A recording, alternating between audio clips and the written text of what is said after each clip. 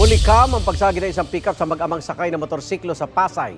Ang driver ng pickup hinabol at sinubukang kausapin ng rider pero tumakas ito. May unang balita si Jomer Apresto. Viral sa social media ang video na yan sa bahagi ng EDSA Pasay kahapon ng umaga. Hindi huminto ang puting pickup matapos nitong masagi ang motorcycle rider na may angkas na batang estudyante. Pilit nilang hinabol ang pickup hanggang sa naabutan nila ito malapit sa kanto ng service road matapos siyang maipit sa mga jeep. Ibinalandra na ng rider ang kanyang motor sa harapan ng pickup. Makikita sa video na pilit sinusubukang tumakas ng pickup. Lumapit ang rider sa driver's side ng pickup para komprontahin ang nagmamaneho ng sasakyan.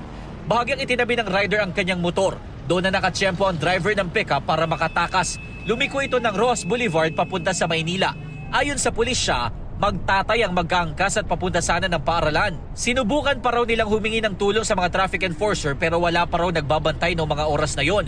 Nagtungo ang rider sa malapit na police station para i-report ang pangyayari. Nakipag-ugnay na raw ang pulisya sa Land Transportation Office para matrace ang may-ari ng sasakyan na gumagamit ng diplomatic plate number. Probably parang diplomat number pero hindi pa kami certain doon kaya ibabalidate pa namin ang resulta ng verification namin sa LTO. Nag-conduct na rin kami ng backtracking dito sa area ng Rojas para malaman namin kung saan patungo. Posibleng maharap sa patong-patong na reklamo ang driver ng pickup. Kabilang na ang paglabag sa RA 4136 o ang Land Transportation and Traffic Code of the Philippines at reckless driving.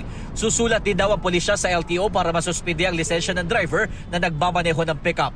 Sinubukan ng GMA Integrated News na hinga ng pahayag ang LTO pero wala pa silang tugon sa mga oras na ito. Ito ang unang balita, Jomer Apresto para sa GMA Integrated News. Igan, mauna ka sa mga balita, mag-subscribe na sa GMA Integrated News sa YouTube para sa iba't ibang ulat sa ating bansa.